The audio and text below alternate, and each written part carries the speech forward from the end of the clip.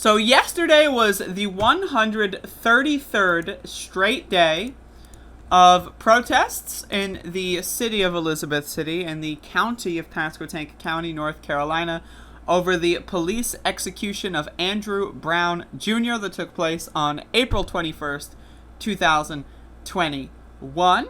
We have been doing daily consecutive demonstrations for 133 days in a row. We have not taken a single day off. We've gone through tropical storms. We've gone through windstorms. We've gone through rainstorms. We've gone through super hot days. We've gone through relatively cold days. Relative to like April. It was kind of cold in April. But either way, we have been out here doing daily demonstrations for well over 4 months. It's because Elizabeth City, North Carolina finds police brutality unacceptable. It is not something that cannot be tolerated in a civil society. I always say this, but if I were working at, McDonald's, right, and I take the little fryer thing, I don't know how they work there. I've never worked at McDonald's, but I got the little fryer and I splash the hot oil on a customer's face. And then, I hop over the counter and then, I stab them 38 times. What would happen, most likely, is that I would go to jail. But when you're a police officer, somehow, for whatever reason, you can just brutally murder someone, and it's all cool. You get a raise a couple of days later. Now, again, if I worked at Wendy's and, I dripped cyanide in all the French fries and did a mass murder spree, chances are I'd go to jail. I wouldn't, pass go. I wouldn't collect $200. But if you're a cop, you can go out there and brutalize, beat the shit out of anyone you want, and it's all good. You get a raise, you get a paid vacation, you watch some Netflix, you catch up on that new show Manifest that's on there that's so popular. It's really interesting. The world that we live in, where there are certain jobs where it's completely okay and legal to just murder people. It's completely okay and legal to, strip people of their constitutional rights, illegally detain. Like, if I worked at McDonald's and someone said something I didn't like, would I be able to go get handcuffs and lock them in a cage for a weekend? And let's say someone stood up on the table at Burger King. Would I be able to grab handcuffs and throw them in a cage for a weekend and then say, you got to give me $300 and before I even think about letting you out of the cage? Because that's the world that we live in the United States of America. People have been arrested for protesting on the sidewalk, saying no justice, no peace, standing on the sidewalk. They have had to pay $300 bail to get out of the cage. Why is that?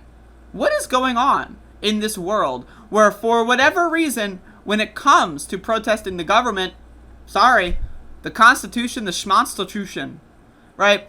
If I worked at Food Lion, a grocery store, right, and let's say, I had a giant, glass bottle of pickles or so, one of the jars of pickles, something like that. And let's say I had those and, and I just decide, I'm just going to throw this at someone's head and the jar cracks, their brain is leaking all over the floor. Chances are I would be fired and then thrown in jail, right? But again, I reiterate, when it comes to police in the United States of America, police just get a free pass. You can shoot someone while they're running away. You can shoot someone in the back of the head. You can shoot someone in the front of the head. You can shoot someone in the body, in the chest. You can shoot someone in the leg, watch them bleed out, laugh at them. You can give them drugs, give them overdoses and kill them. You can just you can do no damage whatsoever and just not intervene if someone is going through an overdose because, they're a drug addict. There's all these things that you're able to do that violate other people's rights when you're a police officer. Why is it that police officers are above the law in the United States of America?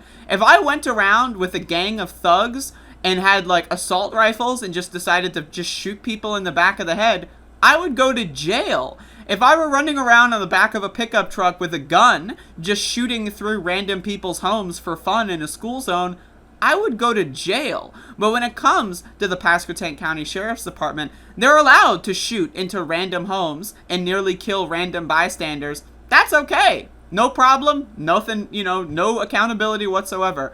If I'm, let's say I work at, a mechanic stop, I don't even know how to drive a car, but let's just, fantasize about this. And I grab the wrench and, I just beat the shit out of my coworker. But then I claim it's an accident later. Like, let's say I was throwing the wrench at the wall for fun, and then my coworker manages to walk in the way, and then the wrench hits him in the head.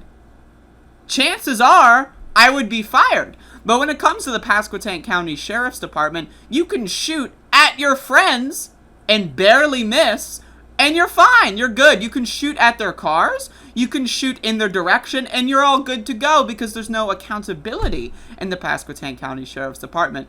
It's nothing. It's a lawlessness. For a law enforcement agency, they seem to not be able to follow any laws. And so that is why we've been out here for 133 days in a row protesting the police assassination of Andrew Brown Jr.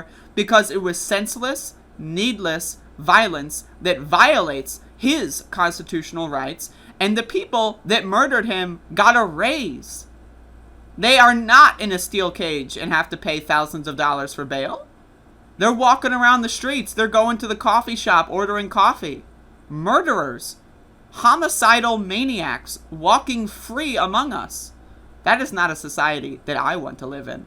And that is not a society that anyone should live in. And so we've been out here for 133 days in a row, and we ain't gonna stop